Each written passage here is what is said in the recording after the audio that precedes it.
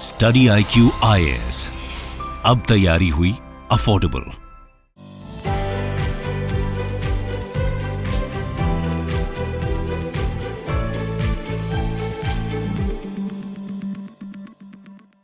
नमस्कार दोस्तों, स्वागत है आप सभी का स्टडी IQ में। मैं हूं आपका दोस्त राहुल सायगांवकर। दोस्तों, आज एक बहुत ही मजेदार टॉपिक के ऊपर डिस्कशन होने वाली है। आई एम क्वाइट श्योर कि आप ये पीछे वाली इमेज देख के थोड़ा सा शॉक हो गए होंगे कि ये क्या है। आज हमारी डिस्कशन इसी पे होने वाली है। आई एम क्वाइट श्योर कि आपने ये ऐड देखा होगा विमल का, विमल गुटखा का नहीं, विमल इलायची का। विमल इलायची में अजय देवगन साहब कहते हैं बोलो जुबा केसरी, राइट। अब नॉट जस्ट अजय देवगन के साथ दूसरे लोग भी मिल चुके हैं। शाहरुख खान, अक्षय कुमार, ये लोग भी विमल इलायची के ऐड में आ रहे हैं और कह रहे हैं कि बोलो जुबा केसरी। तो आज हमारा डिस्कशन इसी पे होने वाला है, नॉट अबाउट विमल दो। हम लोग बात करने वाले हैं सरोगेट एडवर्टाइजमेंट के बारे में। समझेंगे कि सरोगेट एडवर्टाइजमेंट होते क्या है। अब ये विमल इलायची के नाम पे क्यों बिक रहा है? आपको पता है कि विमल एक ब्रांड है। विमल का जो पान मसाला आता है, विमल का जो टोबैको आता है, दोनों मिक्स करके गुटखा बन जाता है। गुटखा बैन हो चुका है, इसलिए विमल इलायची के तौर पे क्यों बेचा जा रहा है। नॉट जस्ट विमल, बहुत सारी चीज़ें यार। It's not just Ajay Devgn, आप किसी की भी बात कर लो यार। फिटनेस की जो आइकॉन है, जैसे कि ऋतिक रोशन भी क्या बेच रहे हैं, क्या सिग्नेचर पान मसाला, राइट। इसके अलावा आपको दूसरे भी मिल जाते हैं, जैसे अमिताभ बच्चन क्या बेच रहे हैं? पान बार, नॉट पान बार, कमला पसंद, राइट। अमिताभ बच्चन और रणवीर सिंह दोनों मिलकर बाप बेटे का ऐड करते हैं और कमला पसंद पान मसाला बेचते हैं, राइट। सो कमला पसंद इलायची, अगेन सरोगेट ऐड। तो ये सरोगेट ऐड होते क्या है, सरोगेट ऐड की जरूरत क्यों हो रही है और आज हमारी चर्चा क्यों हो रही है? देखिए, सबसे बड़ी खबर यह है कि सरकार ने हाल ही में एक फटकार दी है, एक लेटर शूट किया है two different self regulating bodies. आप यहां पे देख सकते हो, government wants the industry, government wants the advertisement associations to comply with surrogate advertisement norms. अब आपके दिमाग में एक सवाल आ रहा होगा, सर सरकार ने इन्हें लेटर क्यों शूट किया, इन एसोसिएशंस को डायरेक्टली एक्शन क्यों नहीं लिया? देखिए, नॉर्मली क्या होता है, जो भी चीज़ें जुड़ी होती है एंटरटेनमेंट से, आर्ट से, freedom of expression, freedom of artistic expression, यहाँ पे सरकार प्रमोट करती है सेल्फ रेगुलेशन को।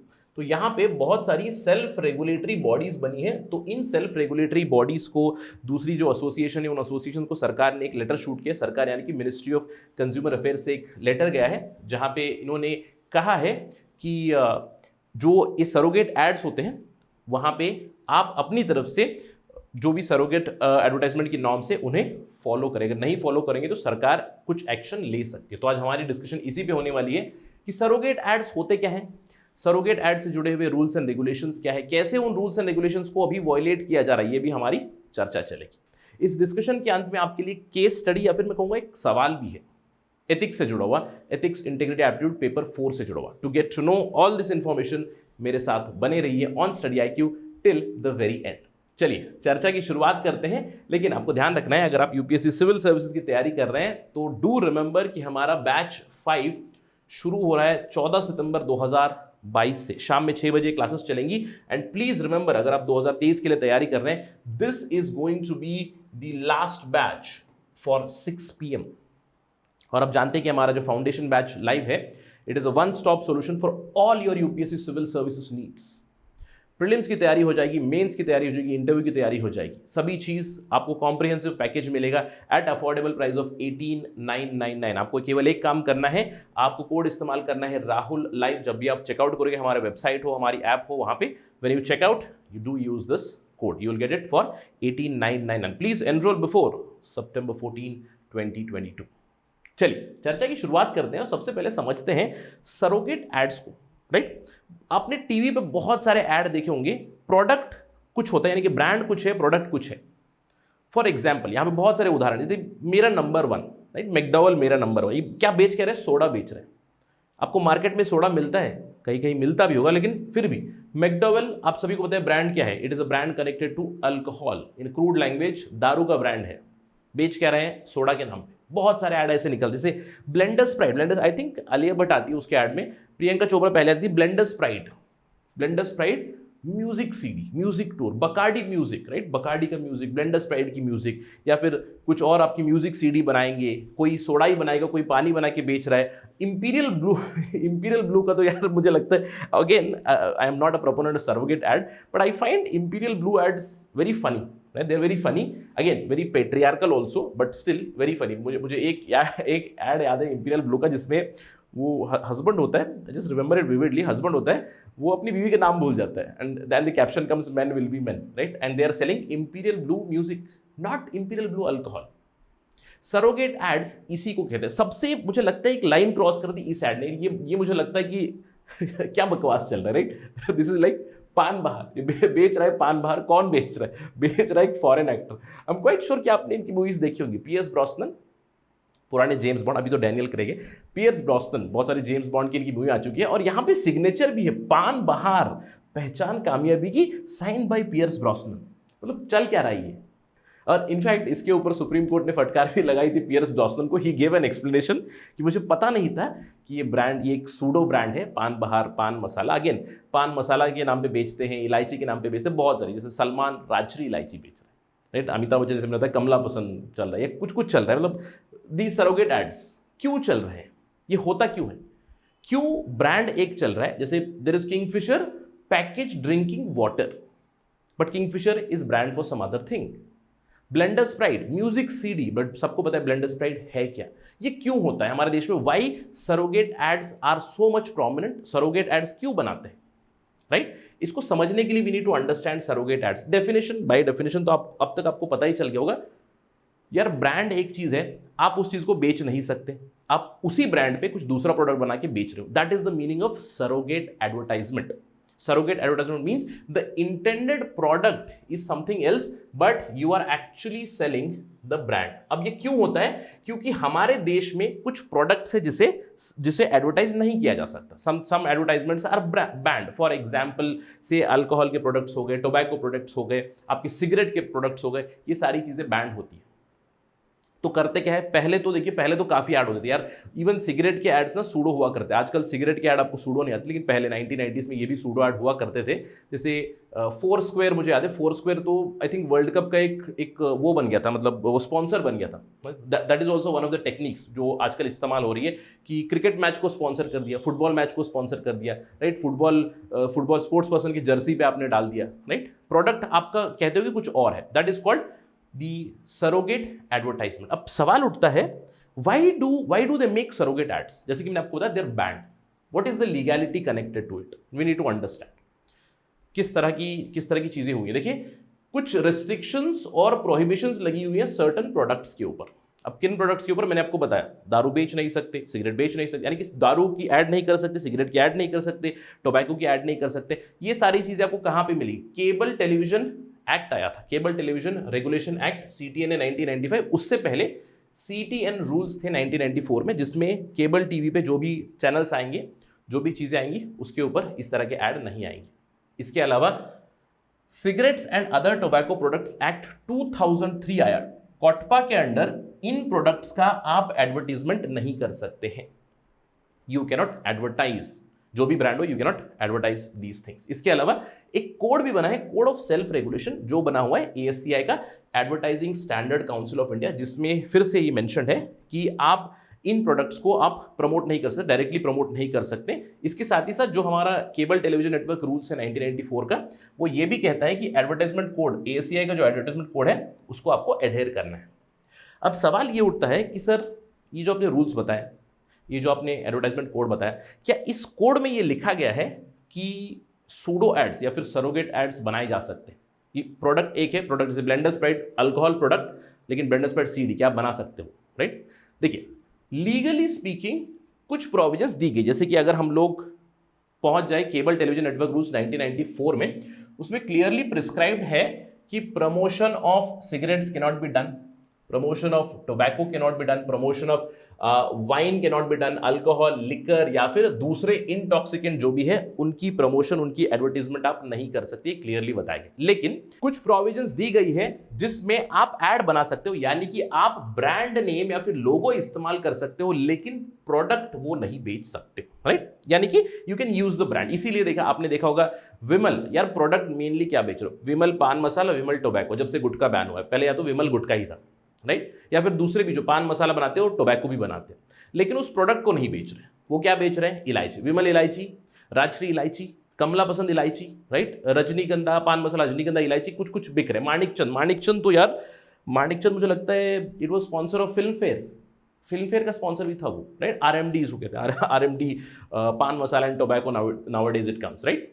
तो ये लोग क्यों करते हैं? Because the legal provision is allowed, ये कर सकते हैं, लेकिन आप केवल ब्रांड नेम इस्तेमाल कर रहे हो। लेकिन अगर आप इस पर्टिकुलर रूल 7 में देखोगे, आपकी स्टोरी में, आपकी एड में, आपके विजुअल में आपका वो प्रोडक्ट नहीं दिखना चाहिए, यानी कि वो जो भी प्रोडक्ट नहीं आप ऐड कर सकते वो नहीं दिखना चाहिए। इसको तो फॉलो करते हैं, ऑफ कोर्स वो नहीं दिखा सकते, इसीलिए आप देख सकते हो विमल इलायची बोलो जुबा केसरी, राइट। लेकिन कुछ रूल्स है जो क्लियरली वॉयलेट हो रहे हैं। देखिए यहां पे आप पढ़ सकते हैं, advertisement does not make any direct or indirect reference or contain nuances or phrases promoting that particular thing, जैसे कि कलर्स हो, लेआउट हो, ये कंप्लीटली प्रोहिबिट करते हैं। जैसे आपने देखा होगा विमल इलायची का जो चीज़ देखा होगा, वही आपको विमल पान मसाला, विमल टोबैको पे मिलता है। द सेम थिंग रजनीगंधा का जो हो गया, वो दिलबाग का जो सिग्नेचर हो गया, जो ऋतिक बेच है, सभी चीज़ों पे जो वो बेच रहे हैं उसी का सेम पिक्चर, सेम जो सैशे आता है, सभी वही चीज़ होता है। They are violating this. इसके अलावा एक और चीज़ है, द एडवर्टाइजर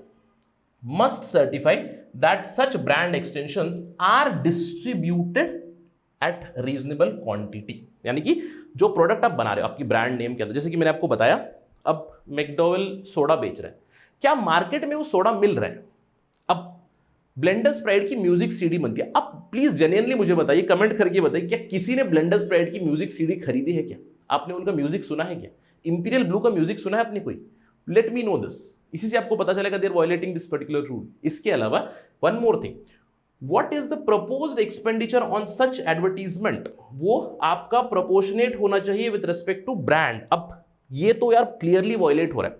आपको जेन्युइनली लग रहा है कि राजश्री इलायची बेचकर सलमान खान को अफोर्ड कर सकते हैं for doing advertisement by only selling Rajshree इलायची?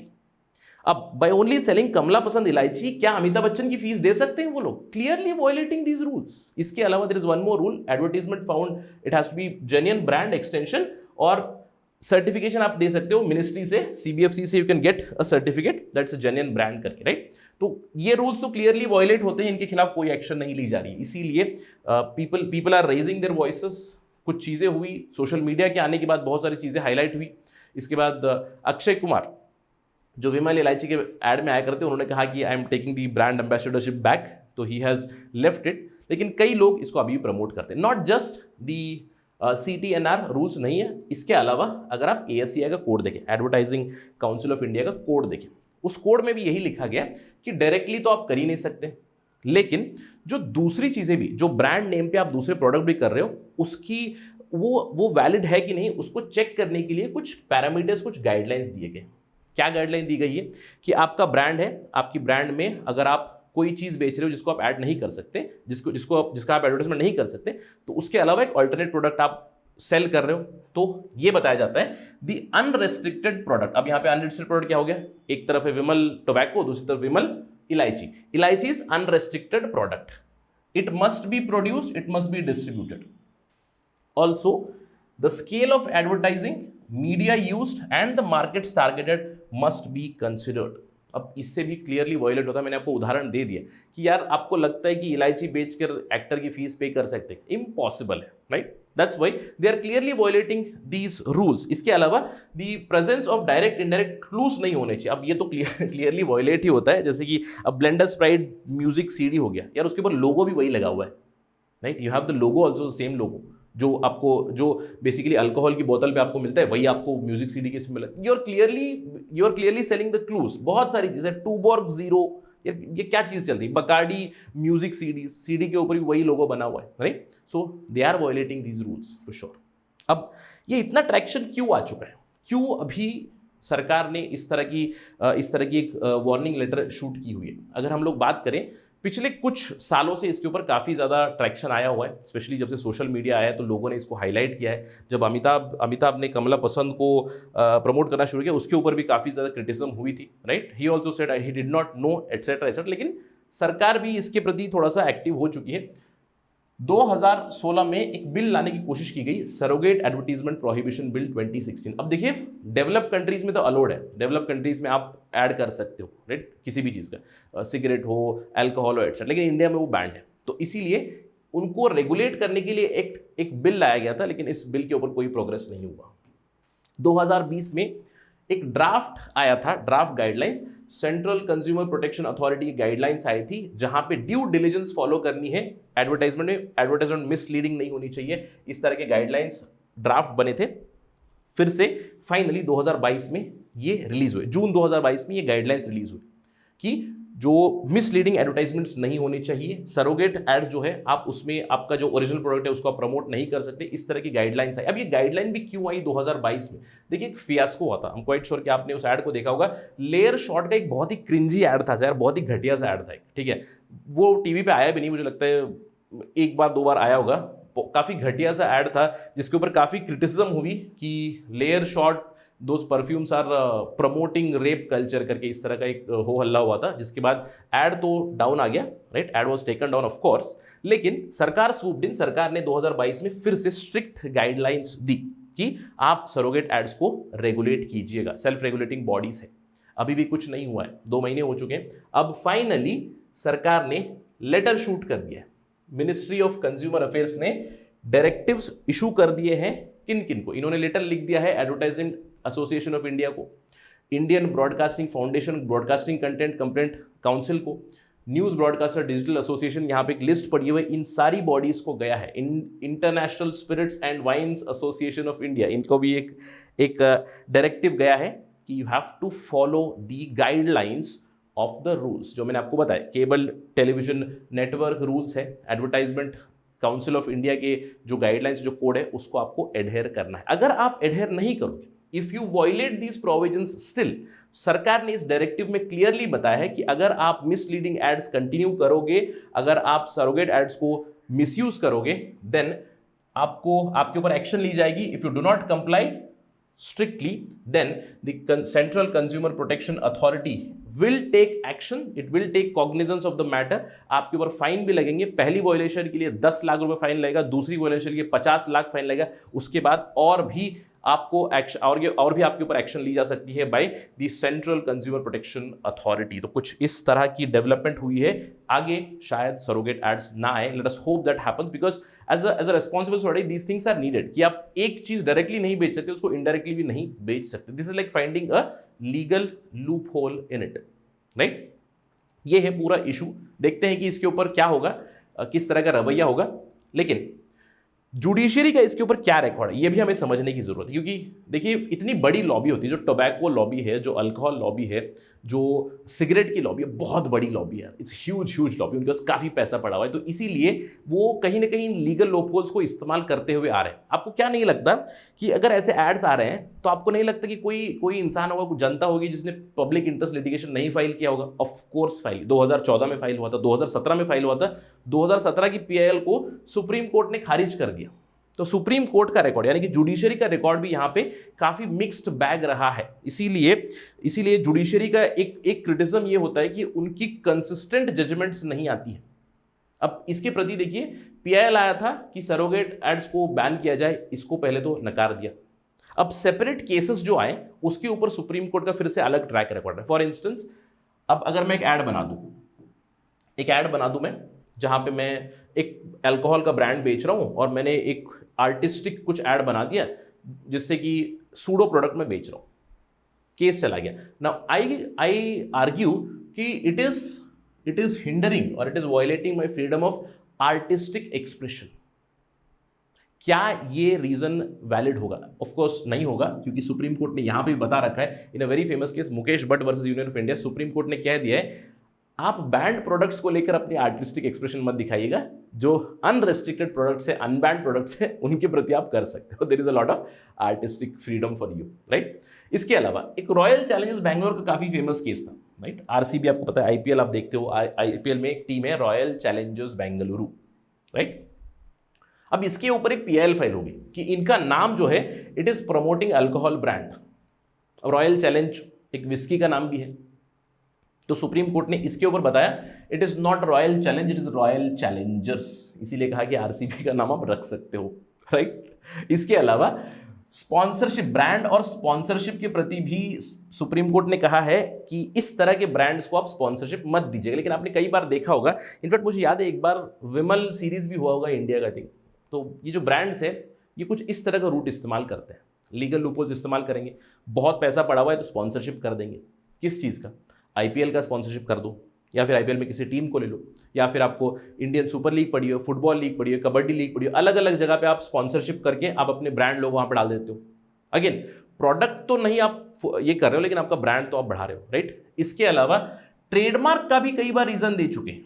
तो ब्रांड्स और trademark they have tried to use the loophole of trademark. अब this not the liquor lobby और the cigarette lobby per se, but many time जो cold drink बनाते हैं, cold drink वाली जो होती है, कोल्ड ड्रिंक को भी कई बार कहा जाता है बैन नहीं होना चाहिए, but still high sugar content होता है, बच्चों के लिए अच्छी नहीं होती, इसलिए ट्रेडमार्क का बहाना लेकर भी कई बार केसेस जा चुके हैं कि हमें अनुमति होनी चाहिए। या फिर कुछ इस तरह के इश्यूज भी आ चुके हैं जहां पे बच्चों के लिए जंक फूड का ऐड नहीं आना चाहिए।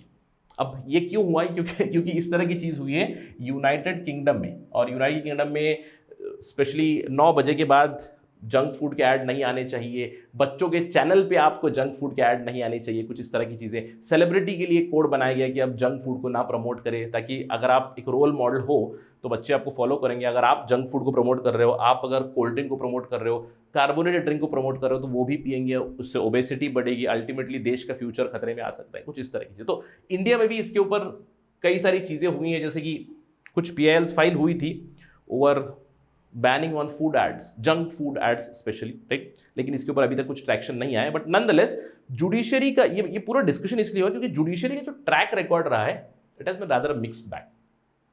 यानी कि एक स्ट्रॉन्ग स्टेप नहीं लिया गया है ईदर टू बैन और not to ban, but case to case basis पे कुछ एग्जांपल्स आपके पास हैं। इसके अंदर और भी बहुत सारे एग्जांपल्स हम लोग ऐड कर सकते हैं, but nonetheless PILs have been filed before also 2004 2017, but nothing has happened as of now. But let us wait and watch कि मिनिस्ट्री के इस डायरेक्टिव के बाद क्या कोई बदलाव आएगा नहीं।